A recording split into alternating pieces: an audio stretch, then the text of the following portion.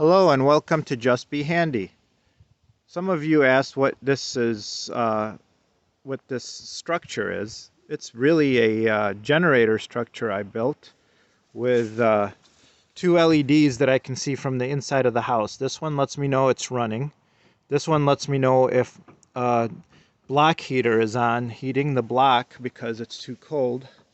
And it is a 4x4 construction that I tied down so I can always remove it. But also I have the power line from the generator going down to where I used to hook up the old standby generator through that box, except I updated it so that it goes through and had an electrician do it properly for me, and I'll show you the transfer box later. But I had to quickly put this together when my daughter was born in 2016. As you could see, I could have done a little bit better job, but I had to rush through some of it. I put a motorcycle muffler on here that is for a 500cc motorcycle. This is a fan, cooling fan. Once it hits temp, I have a cooling fan that can cool the whole structure down. It's an attic fan, and I'll show you how it's set up inside here.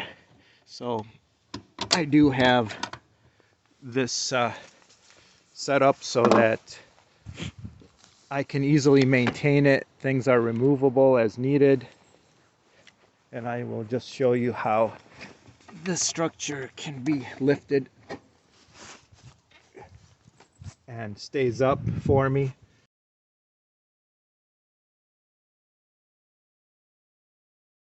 Okay, so that's with the cover removed so I could service this unit.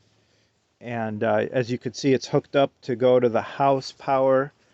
The air cleaner is sitting in there. The cowl is actually getting cooling from up front here. So this whole area is to help pull air through the cowl and then send the air across as it was intended.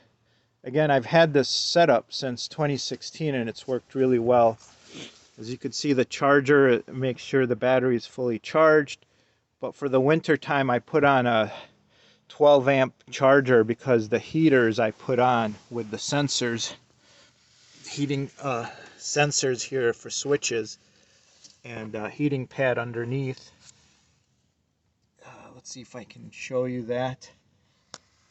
Right there, there's a heating pad that will heat the block, and then it will start easily. What I like about these Champion generators is that they come with remotes.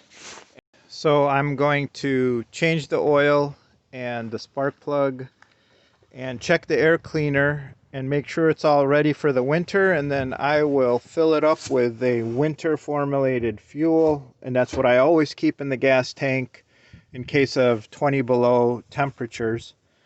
And again, this is a Champion generator, and it powers pretty good amount for the house. It is a 7,500 continuous wattage rating, 9,300 startup. So it will keep the refrigerator and a freezer and even the well pump and hot water heater and all that going for us, even the internet and TV and a few appliances. So it really works great. And again, when I'm away or power goes out, my wife can always just start it with the remote. So that's a good feature. And like I said, I put this switch on here so that I could bypass this on-off switch, and I just leave this switch in the on position, not in the off position, so it would work with it. And usually it works really well. So right now I don't have it on powered. But yeah, you can come up here.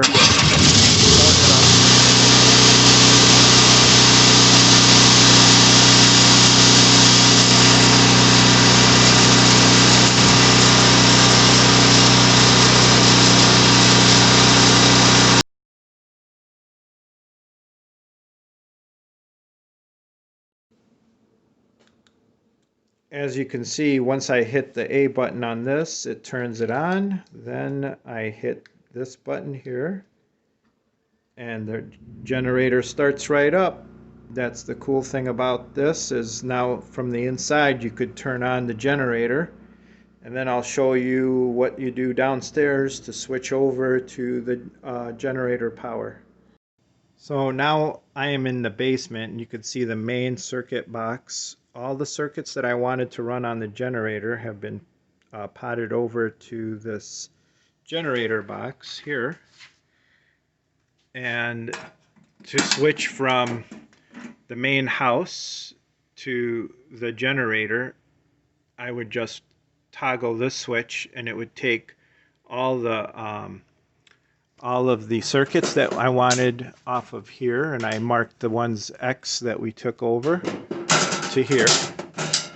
And you could see I did the freezer, the master bath, the sump, the furnace, the girls' rooms, the kitchen, garage door, living room. There's the well. The well is 240, 220.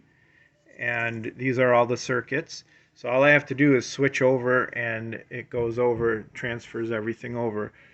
I would recommend getting an electrician to do this. Do it right so you don't hurt a lineman. I mean, they're precious people. Remember, lives could be at stake if you do it wrong. So please get a box like this put in, hook it up to the generator, so once you start the generator, then you can come down to the basement and flip these over. There's also a lockout so that people can't just do it and transfer the generator power over to the line by mistake. And this toggle makes sure both of these switches are switched over. So hope that was informative. Everything together for me cost around $1,500. It was like $700 to get the generator, and I built out of scrap material I had. And then having somebody come in and do this box was about $600. So, all right, hope this was informative. Have a good day.